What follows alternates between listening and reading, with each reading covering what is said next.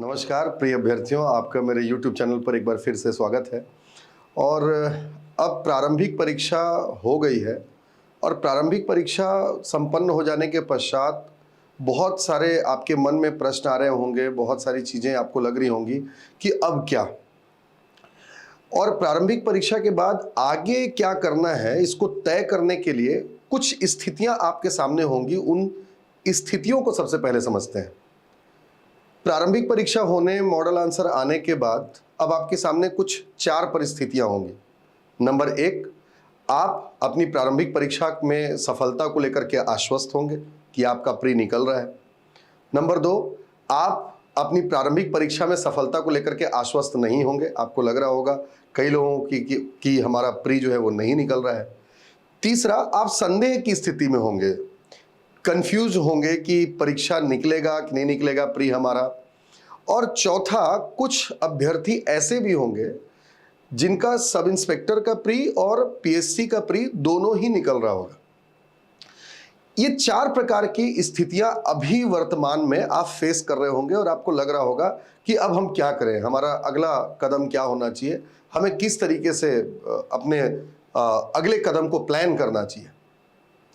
तो देखिए, इन सारी चीज़ों का उत्तर हम खोजें उसके पहले एक बात मैं आपको समझाना चाहता हूं कि जो बीत गया सो बीत गया, जो भी होना था वो हो चुका है।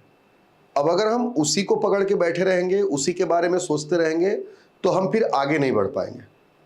आगे बढ़ने के लिए हमको पीछे की चीज़ों को छोड़ना भी पड़ेगा।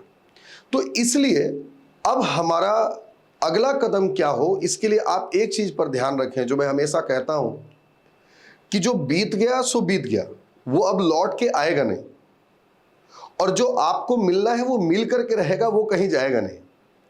तो इस तरीके से अगर हम सोचें तो अब हमारा अगला कदम, हमें अपने अगले कदम के बारे में प्लान करना चाहिए, ना कि हमारा जो प्रारंभिक परीक्षा था उसके रिजल्ट और उनकी सारी चीज़ों को सोचते बैठे रहना चाहिए।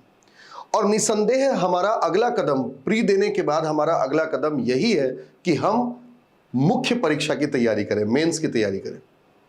ऐसे अभ्यर्थी जिनका प्री निकल रहा है या जो संदेह की स्थिति में है या जिनका प्री नहीं भी निकल रहा है, उनको निसंदेह अगला कदम उनके मुख्य परीक्षा की तैयारी करनी चाहिए। क्योंकि मुख्य परीक्षा आफ्टर ऑल, जब भी आप या तो आप सब इंस्पेक्टर का एग्जाम देना चाहते हैं या पीएससी में सेलेक्ट होना चाहते हैं, तो आफ्टर ऑल आपको मेंस तो देना ही पड़ेगा। इसलिए आपको मुख्य परीक्षा की ही तैयारी करनी चाहिए। अब आपको वापस से ये नहीं सोचना चाहिए कि मेरा प्री नहीं निकल रहा है तो मैं मुख्य परीक्षा की तैयारी कैसे करूं या क्यों करूं, ये नहीं सोचना चाहिए। क्योंकि यदि किसी का प्री नहीं भी निकल रहा है तो उसके पीछे ये रीजन नहीं कि आपका नॉलेज कम है, उसका रीजन यही होगा कि कहीं ना कहीं आपका प्रैक्टिस कम होगा। सफलता के लिए जितना जरूरी नॉलेज है उतना ही जरूरी प्रैक्टिस है। आपने महसूस किया होगा कि जब आप प्री दे रहे होंगे, एग्जामिनेशन हॉल में होंगे, पढ़ा हुआ सब कुछ है लेकिन उसको हमने परफॉर्म नहीं किया या हम परफॉर्म नहीं कर पाए, इस वजह से हम असफल हुए। तो बेशक आपका अगला कदम मुख्य परीक्षा की तैयारी होनी चाहिए।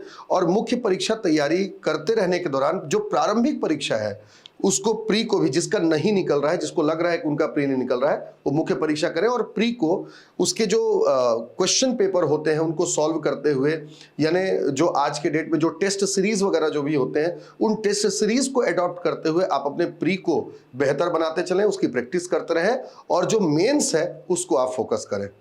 तो ये तो बात हो गई। लेकिन कुछ अभ्यर्थी ऐसे होंगे जिनका सब इंस्पेक्टर और पीएससी दोनों का ही प्री क्वालिफाई हो रहा होगा। तो अब उनके समक्ष एक प्रश्न आ रहा होगा कि अब हम सब इंस्पेक्टर मेंस की तैयारी करें या पीएससी मेंस की तैयारी करें। तो निर्णय तो आपको ही लेना है, लेकिन निर्णय का आधार क्या होना चाहिए वो मैं आपको बता रहा हूं। सब इंस्पेक्टर मेंस की तैयारी करनी या पीएससी मेंस की तैयारी करनी है, उसको उसके निर्णय का आधार क्या होना चाहिए। देखिए, कभी भी कोई भी निर्णय आप लेते हैं तो वो सफल तब होगा जब आपने जो निर्णय लिया वो तार्किक हो, रैशनल हो। तर्क के आधार पर जब भी आप निर्णय लेंगे तो वो सफल होने की संभावना ज्यादा होगी। तो मैं आपको वही तर्क, वही रैशनल चीजें बताने जा रहा हूं, वही आधार बताने जा रहा हूं जिसके बेस पर आपको तय करना चाहिए कि आपको सब इंस्पेक्टर का मेंस देना है या फिर पीएससी का मेंस देना है। और ये इसके 3 आधार हैं।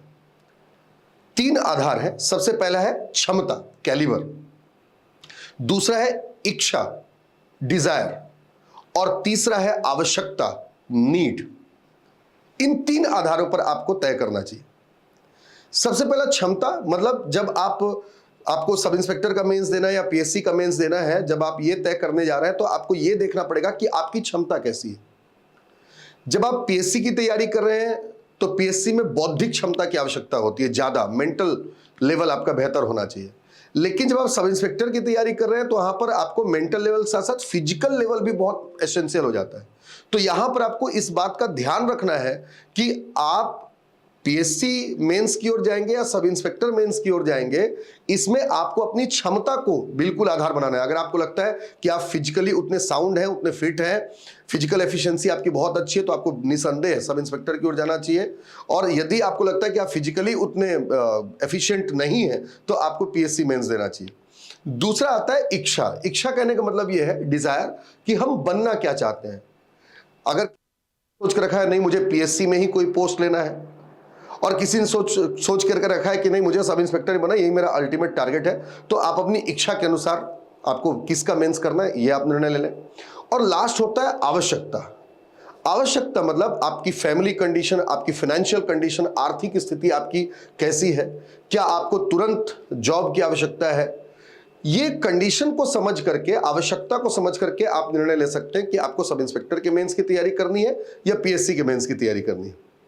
अब सब इंस्पेक्टर के मेंस की तैयारी करें या पीएससी मेंस की तैयारी करें, आवश्यकता का चयन कैसे करें। भाई आप देखें कि जो संभावना है, पीएससी में पोस्ट तुलनात्मक रूप से कम है और सब इंस्पेक्टर है, इसमें तुलनात्मक रूप से पोस्ट क्या है, ज्यादा है, यानी संभावना सब इंस्पेक्टर में होने की ज्यादा है। तो इस आवश्यकता के आधार पर अगर आपको सबसे पहले एक नौकरी चाहिए तो आप सब इंस्पेक्टर मेंस को भी फोकस कर सकते हैं।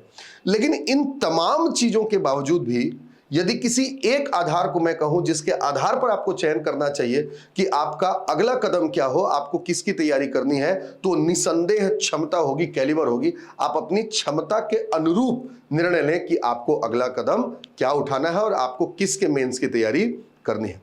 अच्छा देखें, इसके अलावा भी कुछ परिस्थितियां और भी हो सकती हैं। जैसे कुछ ऐसे अभ्यर्थी होंगे जो ये सोच रहे होंगे कि हम केवल सब इंस्पेक्टर या केवल पीएससी नहीं, बल्कि सब इंस्पेक्टर और पीएससी दोनों को एक साथ लेकर के तैयारी करें।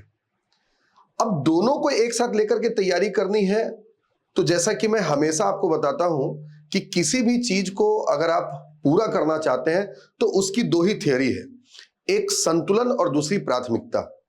जब तक पीएससी प्रीलिम्स का और एसआई प्रीलिम्स का रिजल्ट नहीं आ जाता या इनके डेट डिक्लेयर नहीं हो जाते एग्जामिनेशन के, तब तक आप दोनों में संतुलन बैठा करके तैयारी कर सकते हैं।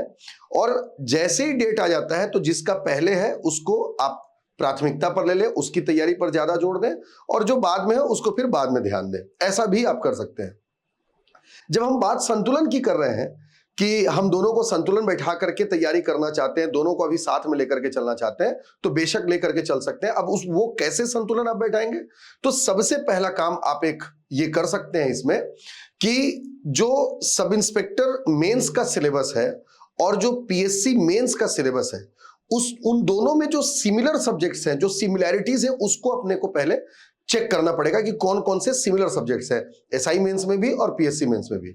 जो सिमिलर सब्जेक्ट्स हैं उनको लेकर के हम तैयारी करें। जैसे देखें, जो सब इंस्पेक्टर है अभी तक पूरी तरीके से सिलेबस डिक्लेयर नहीं किया गया है, लेकिन जो एक संभावित सिलेबस है सब इंस्पेक्टर मेंस का, उसके अनुसार आपको 3 पेपर देना है। उसमें एक जीएस का पेपर होगा 200 नंबर का, एक आपका लैंग्वेज का पेपर होगा 200 नंबर का, और एक आपका मैथ्स और रीजनिंग का पेपर होगा 200 नंबर का। अब जब आप तैयारी कर रहे हैं तो जीएस की अगर आप तैयारी कर रहे हैं तो जीएस के टॉपिक्स जितने भी सब्जेक्ट्स हैं उनको आप तैयारी करेंगे तो पीएससी मेंस के भी सब्जेक्ट्स की तैयारी हो जाएगी। क्योंकि ऑलमोस्ट पीएससी मेंस में जो 7 पेपर होते हैं, हर पेपर में अगर देखेंगे तो लगभग 15 से 17 सब्जेक्ट जो है वो जीएस के ही है। तो ये तैयारी हो जाएगी अगर आप दोनों को मिलाकर चलते हैं। इसके बाद अगर आप लैंग्वेज को लेकर के चलते हैं तो पीएससी मेंस का पेपर 1 जो है लैंग्वेज का, वो भी आपका तैयार हो जाएगा और एसआई का भी एक पेपर तैयार हो जाएगा। और अगर आप मैथ्स रीजनिंग की तैयारी करते हैं, अच्छे तरीके से उसको पढ़ करके चलते हैं, तो पीएससी मेंस का जो मैथ्स रीजनिंग है, जो पेपर 4 का एक हिस्सा है, वो भी आपका कवर होता चलेगा। एक छोटा सा वैदिक मैथ्स का हिस्सा कुछ छूटेगा, उसको आप बाद में भी कवर कर सकते हैं। तो ये भी एक तरीका हो सकता है, आप संतुलन बैठा करके तैयारी तैयारी करने का, और ये निश्चय ही ये बहुत सही भी रहेगा जब तक आपका रिजल्ट डिक्लेयर नहीं हो जाता या किसी प्रकार का टाइम टेबल डिक्लेयर नहीं हो जाता कि कब कौन सा एग्जाम होने वाला है। तो ये एक परिस्थिति है। इसके अलावा आज अभी आप देखें कि ये जो वर्ष है, ये चुनाव भी होने वाले हैं, आचार संहिता लगने वाली है, मतलब आचार संहिता लगेगी आपका लगभग सितंबर अक्टूबर के आसपास। तो जब आचार संहिता जिस तारीख से चुनाव के जो अधिसूचना होती है, मतलब जो टाइम टेबल होते हैं, जब घोषित हो जाते हैं तो आचार संहिता लग जाती है। मोटा मोटी आप देखें कि सितंबर तक, अक्टूबर तक आचार संहिता भी घोषित हो सकती है। और सरकार का प्रयास होता है कि आचार संहिता के पहले जो भी वो नए काम जैसे वैकेंसी डिक्लेयर करना चाहती है वो कर ले, क्योंकि आचार संहिता लगने के बाद में कोई भी ऐसी चीजें जिससे जनता को लुभाया जा सके, उन चीजों की घोषणा नहीं की जा सकती, कोई भी नई वैकेंसी घोषित नहीं की जा सकती। तो बहुत संभव है कि आचार संहिता लागू होने के पहले, यानी अभी हम फरवरी में है, मार्च से लेकर के आपका अप्रैल, मई, जून, इन बीच में बहुत सारी वैकेंसीज, वनडे एग्जाम्स खास तौर पर जो व्यापम के द्वारा आयोजित करवाए जाते हैं, उन एग्जाम्स को भी घोषित किया जाए, जिसमें सबसे महत्वपूर्ण आपका एडीओ है। एडीओ की वैकेंसी ऑलमोस्ट आप मानकर चलिए कि लगभग 250 प्लस वैकेंसी रहने की संभावना है, जो कि लगभग आपका मार्च या अप्रैल के आसपास हो सकता है घोषित हो। हॉस्टल वार्डन है, ठीक, ऐसे बहुत सारे वनडे एग्जाम्स हैं जो इस साल घोषित किए जा सकते हैं, यानी शिक्षक भर्ती भी है जो परीक्षा ली जानी है। तो कुल मिलाकर के इस दौरान काफी ज्यादा संभावना है वैकेंसीज की। तो जो पीएससी और सब इंस्पेक्टर में फिट नहीं बैठते, जिनको एकदम जरूरी है तुरंत नौकरी पाने की, तो ये वर्ष बहुत ही अच्छा है। इसलिए मैं बार बार ये कह रहा हूं कि बिना हताश हुए, बिना किसी चीज को ओवर थिंक किए, आप केवल और केवल ये जो अवसर आपके सामने है उसके बारे में सोचें और उस अवसर को भुनाएं, क्योंकि जब जरूरी नहीं कि आपके पास अवसर हमेशा आएगा। देखिए, अवसर बना लेना ही वास्तव में सफलता है, और अगर अवसर हम नहीं बना पा रहे तो जो अवसर आने वाला है उसको बहुत अच्छे से निभा लेना ही सफलता है। तो कुल मिलाकर के अगर आप इन चीजों पर भी फोकस करते हैं, इस तरीके से रणनीति अपनाते हैं, तो यह आपके लिए बहुत ही अच्छा होगा। तो ये पूरा एक सेशन था कि प्रारंभिक परीक्षा के बाद हमको क्या करना चाहिए, कौन कौन सी संभावनाएं हमारे पास में है, हमारी मानसिकता कैसी होना चाहिए, हमारा रोड मैप कैसा होना चाहिए, इन सब के ऊपर इस छोटे सेशन में मैंने आपसे चर्चा किया। उम्मीद करता हूं कि ये काफी आपके लिए लाभदायक होगा, और आपको मैंने जो कहा कि अवसर आपके सामने है, ओवर थिंक करके किसी चीज को ज्यादा सोचते हुए बैठे रहने से कुछ भी नहीं होगा।